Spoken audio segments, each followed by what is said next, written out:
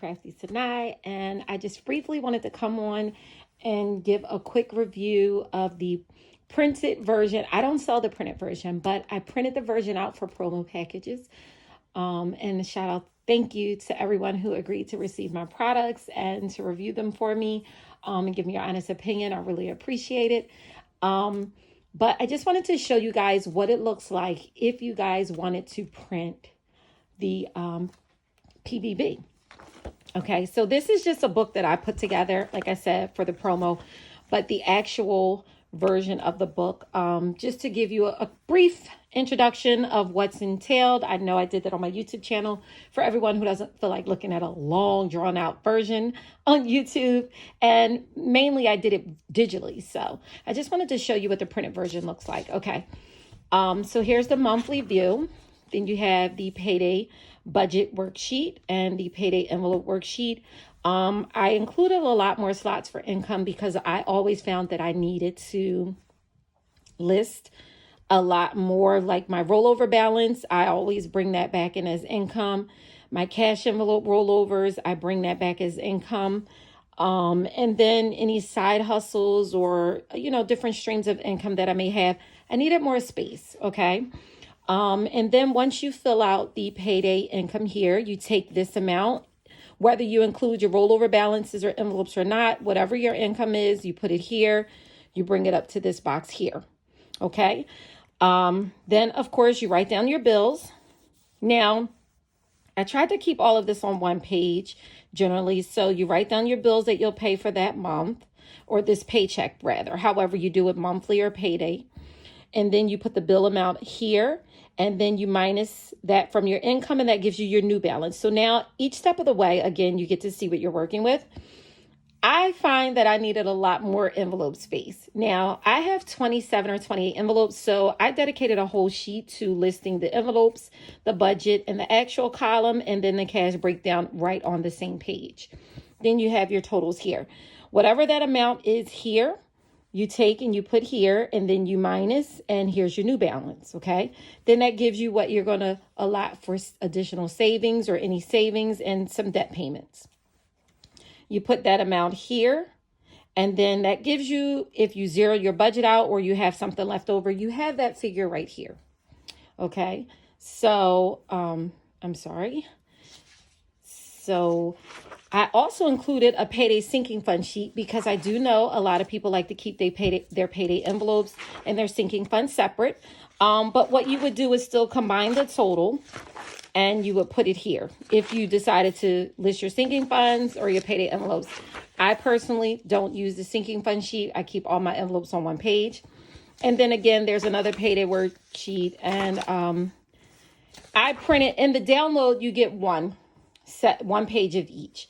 But for the printed version, I gave them a month's worth just so they could review the budget for a month. Then you have your monthly income, your monthly expenses, the date, the account, the source, the amount, the balance, the date, the account, expense, budget, and actual.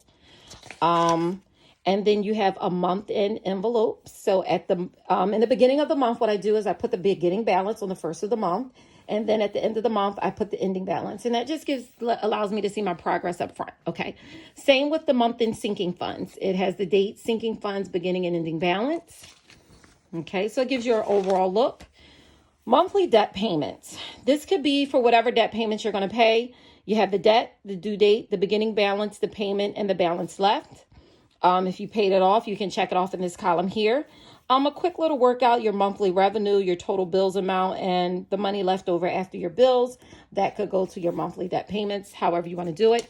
You also have the weekly accounts balance sheet where you have seven. I mean, I would do it for the month, but it just gives you more spots in case you need it. But to me personally, at the end of the week, I keep track of my balances in my accounts. So I included that sheet because I thought it would be helpful. Then here we have the automatic bill payment sheet. And I did this sheet because, again, I have a lot of bills that come out like iTunes, life insurance, different things that come out automatically. They're coming out monthly or yearly. So it's just to keep track of them at a glance. I have the account, the recipient, the payment amount, whether it's monthly or yearly, the date scheduled, and then you can check off here. Okay. And here we have the yearly category breakdown. Now, I find this useful because, again, food, whether it's dining out, snacks, groceries, food is a category. Household, which is utilities, any house payments. Auto, any auto payments or auto funds, any money I spend on auto, kids, personal, whatever it is, I can look at everything at a glance and I can see exactly what I'm spending. So that's that sheet there. And then we're back to the sinking goals and savings goals. If you want to set up a goal and you know that you need to save $300 in the next 4 months, you will put the $300 here and each date and how much you need to pay until you get to that sinking goal, whatever it's for. And the same for your savings goal. Here I included a debt snowball and a debt avalanche. You choose whatever. I do both. Depends on, what it is. If it's a small balance, knock it right out. If it's a high interest, go ahead and tackle that. So then I've included 4 52-week challenges. You got the $10 a week, the $25 a week, $50 a week, and $100 a week. Okay, so you have that. And here's another page that I found to be super useful. I actually created this page. It's an inactive dormant log. If you're like me and have a bunch of credit cards that are paid off, you know that if you don't use them in a year or two, they go inactive, they go dormant, and then they automatically close.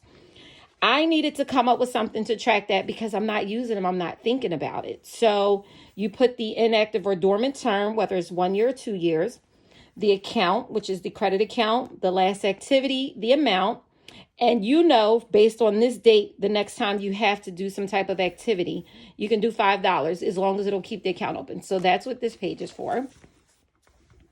Holiday event gift budget. Everybody's saving for some type of holiday or event. It's someone's wedding, it's someone's baby shower, it's someone's gender reveal. Here you go. You want to list it out, the gift, the event, the amount. If you know that you want to buy someone a stroller, you know that you're going to need for that baby shower this amount of money.